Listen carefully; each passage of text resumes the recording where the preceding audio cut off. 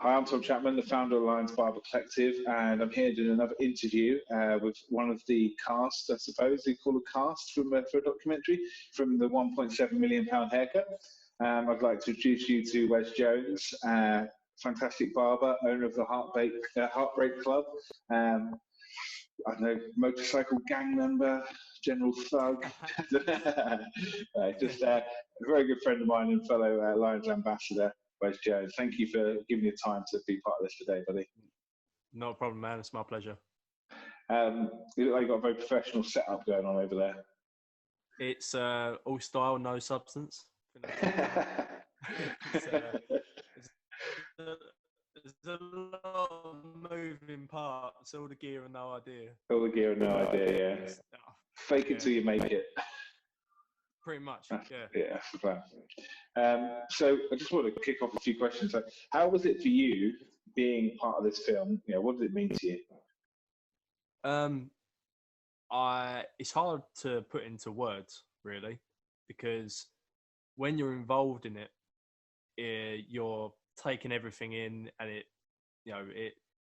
as much as it's such a big thing, it's hard to comprehend that you're actually doing something for everyone in the world at that time, because essentially this is what it's doing. So when we was filming, I was like, oh, this is cool. Like, this is cool. I know I'm contributing. And now I've seen the trailer, it's still hard to kind of fathom that if a tiny bit of the story I give on the documentary helps someone, then it's a winner. But it's the fact that it's going to be seen by millions, hopefully. Well, we can only hope. Yeah, it's just amazing, man. It was a really cool thing to be part of. I can appreciate it more now than when we was doing it. When we was doing it, everything was quite hectic, a lot going on, a lot of emotions, and yeah, now to see where it's all directed, it's unbelievable. Yeah, well, we kind of just sort of collared you a couple of times in 2 incredibly busy days and grabbed you for a few words and some interviews and stuff, didn't we? But one of those 2 days that you were part of it was at the Barber Surgeons Hall in London, which is the base of the livery company, the worshipful company of Barber Surgeons. For anybody who doesn't know who that is, it's been on that site for 700 years, steeped in history. And we were the first people that ever cut hair in there. So that was quite a historic day. But how did you find that compared to our normal environments, just cutting hair in places like Sun International or in the barbershop? Completely different kettle of fish. It was a completely different audience. It was weird. It was it's quite compelling, you get to the place and just by being there, it's overwhelming. You see the history, you see the culture that's there, you meet the people involved, and it's very daunting. It is like going back to school and going on a field trip to a museum. And then, everyone that was there was extraordinary. Now, all of these people, everyone invited, the hairdressers, the people taking part in it, the MPs and such. And then I never really thought about the whole cutting hair on stage thing. I was standing there, looking at all these people and thinking, wow, this is an interesting room, a lot of colour going on. And then I was like, oh, crap, I've got to cut hair now. So when we stood up there, as you give your introduction, I was just thinking, I can't actually compare this to anything else I've done, because I don't think I have ever stood there and spoke about hair to people that have, half of the people in there didn't have nothing to do with hair. So it actually took a lot of pressure off me compared to what I normally do, where I stand in a massive hall with everyone knowing everything I'm doing, trying to teach them how to suck eggs. But when I'm standing in front of these people, it become almost, it was like the pressure come off me, because I knew what we were there for, and I knew I could concentrate on giving them my story, helping push the name of the Lions, and hopefully breaking down some barriers. It was the biggest thing for me that day was that when everyone came in, it was so obvious who was the hairdressing industry and who was the government side of things, the MPs and stuff. And it was like a solid line down the road. And it's, just is what it is. That's how people came in. They came together as part of their cliques. And the most amazing thing was, by the end of it, I just saw all of these people mingling, and not because they have to. That's the thing. Like, people can be polite and be like, "Oh yeah, hi, nice to meet you," and then walk on to the next person. These people were exchanging laughs, sandwiches. They're all laughing. And that for me was like a real turner of the day. It made me happy, especially I think when I was introducing myself, I was like, this is amazing to be one of the first people in history to cut hair in this building. I think I said it's going to be amazing to be the first person to mess up a haircut in this building. And one of the gentlemen down the front was very, very stern faced. He was business, and he just cracked up.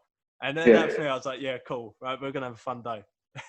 Yeah, relax. I think you said that you hit the nail on the head. It was probably 3 or 4 different worlds coming together and colliding, like hairdressers, MPs, NHS, and then sort of like businessmen of the city of London all coming together in one place. So it was a very unique crowd, and I think like you said, it's very different from cutting hair any other place I've ever cut hair, really.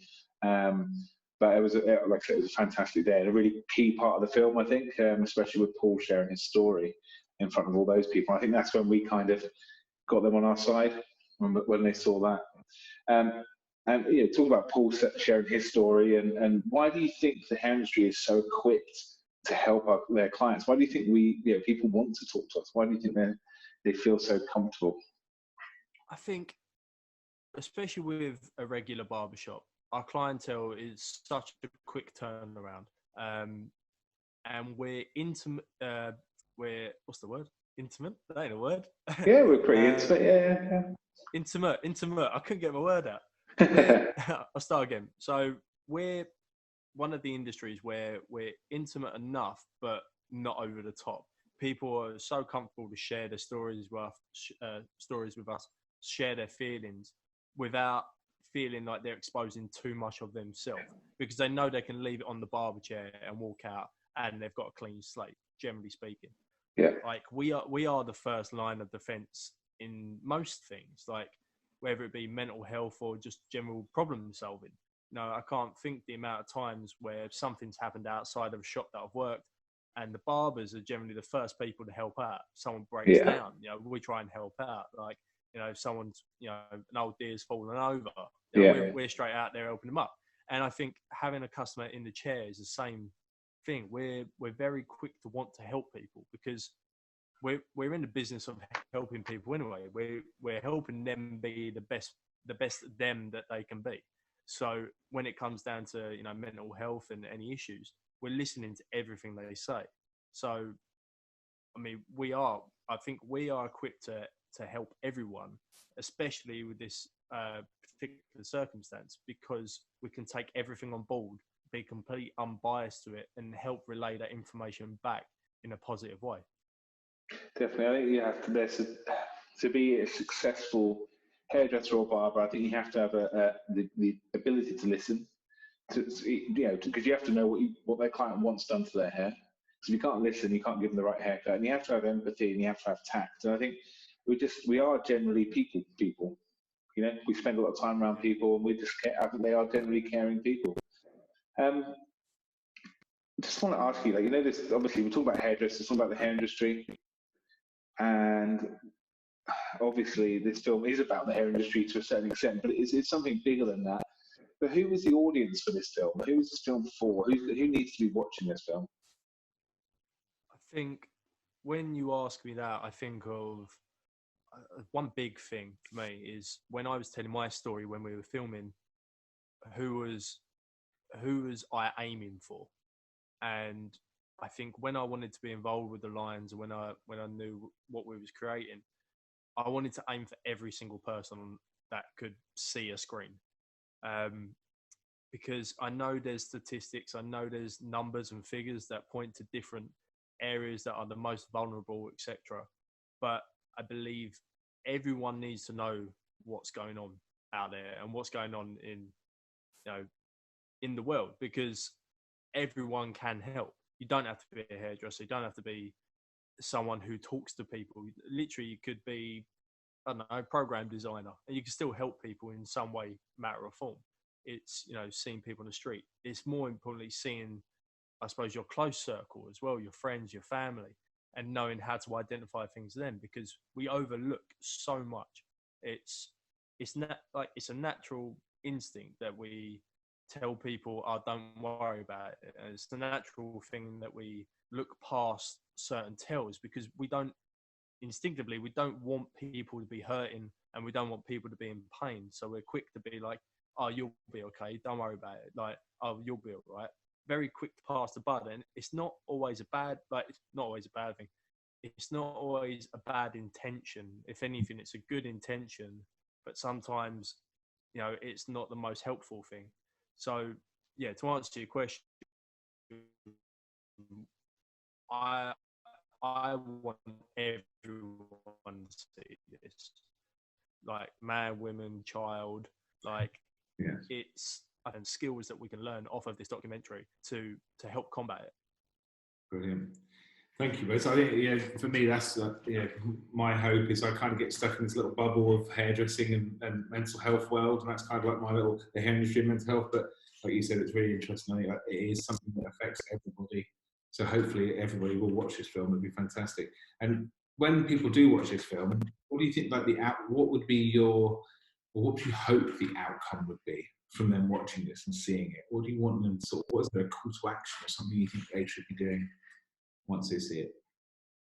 I think the best possible outcome would be that people try and look past the obvious, because it's certain tells and certain signs are so overt, they're covert. I took that line from Sherlock Holmes film, but I love it. It's the fact that you can be, you know, we've seen it. I've seen it in friends. I've seen it myself, where someone can be so obviously disrupted in their mental health or their day-to-day life that people are like, "Oh, don't worry, it's just having another fling or another moment. It'll be all right in a minute." And, you know, I think one of the things I'd love for people to take from this is an outside look to behaviours, tells, signs, and more skills in acknowledging these signs. Because I think they're things that people don't necessarily think of that are the most important. It's the small things. Definitely. Well, thank you so much, Wez, for that. I think you gave a little bit of an insight into the film, and I've been trying to get a lot of interviews with different people from their different perspectives. And I think one thing that keeps coming back is that this is for everybody, and it's something that affects everybody. I think everybody that's watching this interview, everybody that watches the film, will be able to relate to it at some part in their life, definitely. Thank you ever so much for giving up your time today to do this interview for the £1.7 million haircut. If you want to find out more about the film, we head over to www.the1.7millionhaircut.com. The 1 and the 7 are numbers, the rest of it's all lowercase. So go over there. You can pre-order it on Vimeo on demand now. You can see the trailer. Follow us at the lionsbarbercollective.com and keep up to date with all the upcoming news. Thank you ever so much, Wez. Thank you again. Thank you for being part of the film, and thank you for being a Lions ambassador and helping us in our vision of a world free from suicide.